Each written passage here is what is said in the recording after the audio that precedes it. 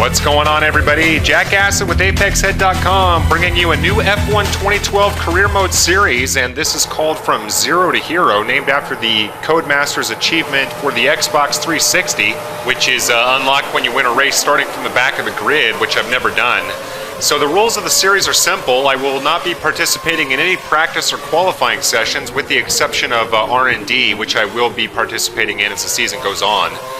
And the second rule is that there are no replays, restarts, or retries, so it's a one-off shot to get through the race, just like it would be in real life. And the final rule, and probably the most obvious, as we come into contact with Massa there, but fortunately no wing damage or penalty, is that every race will be started from the back of the grid, P24. Now, you may have already noticed that I actually started this race in P10. Well, the reason for that is pretty simple. I came up with the idea for the P24 start after I'd finished qualifying here, so unfortunately, because of my autosave, I was not able to go back and restart the season. So unfortunately for us, Melbourne will have to be the anomaly, but that's still 19 races of starting in the back of the grid, so one race probably won't make much of a difference in terms of the outcome, as we're able to glide by Senna through Clark to get up into P8. Now, the next question you may have is, why intermediate difficulty? As you may or may not know, I posted 2 seasons on professional AI for both F1 2011 and 2012, so why go back? And the reality is that my skill is probably somewhere between intermediate and pro.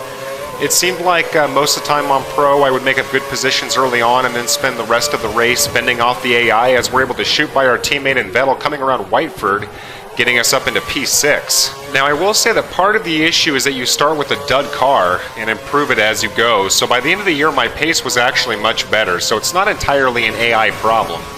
But the bottom line is that it was taking me a long time to get through the season because of all the practicing and qualifying. So this year I just wanted to do something a little more lighthearted and frankly a little bit faster. And to be honest with you, I expect some pretty good racing.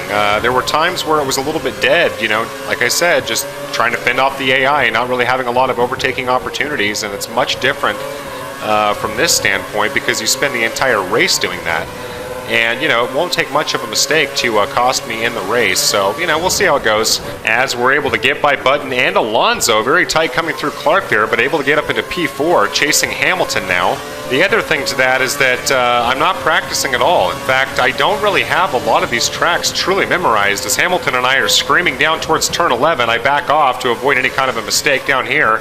Coming through turn 12, and Alonso very swift coming through, and feeling a little bit shocked that I'm getting heat from intermediate AI, but game on. That's a good sign, actually.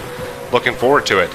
Anyway, getting back to my point, it gives me a chance to memorize the circuits better. You know, it might be several weeks, if not months, before I would see the same track a second time, as Hamilton very slow coming through Prost, contact there, and the McLaren wavering just a little bit, but not set off course, no warning from the stewards. And now DRS activated. Here it is on lap 3. Let's see if we can get around the McLaren. Looks like we're going to be able to with no problem. And getting ourselves up into a P3 position, which hopefully we will be able to maintain before we get in for our pit stop. So maybe I've spoken too soon. Maybe this will be a joke. We'll have to wait and see. Skipping ahead to lap 5 and getting a wheel onto the grass and into the gravel as a result of that. And there goes Hamilton. And just as I start to get a little bit cocky with my pace, that happens, but you can see that Alonso back in P5 of no real threat. So now skipping ahead to lap 6, and you can see Schumacher's gone off on the left-hand side. That's going to get us back up into P3. Not sure what's happened to him. And now nearing the end of lap 6, having all kinds of problems on the exit at Ascari. And Alonso extremely keen to get around now. It looks like he's not going to be able to do so, but you can see that my tires are very worn out, and we're going to go in for a pit stop now. So thankfully we can get off this worn out rubber. And let's see if the Ferrari follows us in. It looks like he will be. Yes, he is. In fact, we got a handful of cars coming in as we turn down our fuel mix to conserve a little bit of fuel. And hopefully we can beat Alonso out of the pit stops. Let's see what kind of time we get from the team here. And of course the objective is to get out in front of the Ferrari. Now being released, there goes a Sauber probably going in for tires. And yes, we are able to get out in front of Alonso. Over 4 seconds for the pit stop though, so not a great time, but it is busy. So now changing our fuel mix and trying to see where we're going to come out. And the track is clear and we're down into P9. But remember, a number of cars up ahead have not gone into pits, so it'll be interesting to see what happens as soon as we get back around. And speaking of which, nearing the end of lap 7, you can see a very good train of cars in there. There's our teammate Kimi, the gold dot. And it looks like we're going to be able to get up into P3 with Webber leading the race and Hamilton still in the mix, riding P2 at the moment.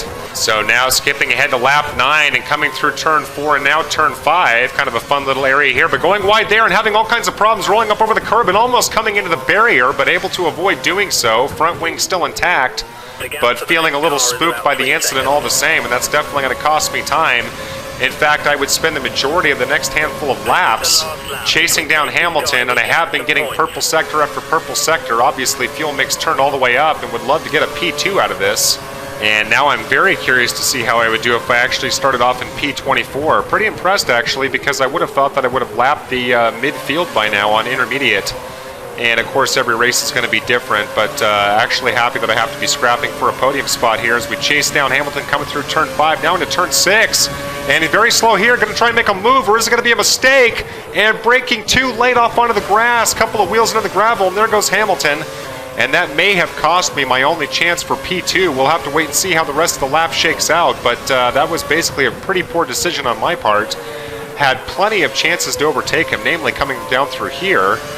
And probably took my chance a little bit too soon, but we'll see. We still have a handful of corners to go, but there's no question I will be kicking myself for some time if in fact I'm not able to chase Hamilton down, and starting to lose the car there, as you can see, cutting off the corner, rolling up over the curb. And my tires are pretty slippery at this point. The primes are falling off pretty good, coming around Ascari for the final time. And again, getting a little bit squirrely, just acts of desperation to shave off as much time as I can. Gonna make a charge coming down into Prost. And not going to happen, not even close, starting to go a little bit wide, and short of a major catastrophe for Hamilton, he's going to be able to secure the P2, so not a bad start for the season. Again, very curious now what it will look like starting from P24, which we will find out soon enough as we hit Malaysia. So able to finish well ahead of Kimi, our teammate, down into P8. And let's take a quick look at the race results before we wrap things up and see how the season's starting to take shape. Mark Webber winning the race, of course. Bruno Senna, P6. That's unbelievable. And Daniel Ricciardo just outside of the points there. And I apologize, I forgot to get the bottom of the grid on this one, so I'll get that on the next one.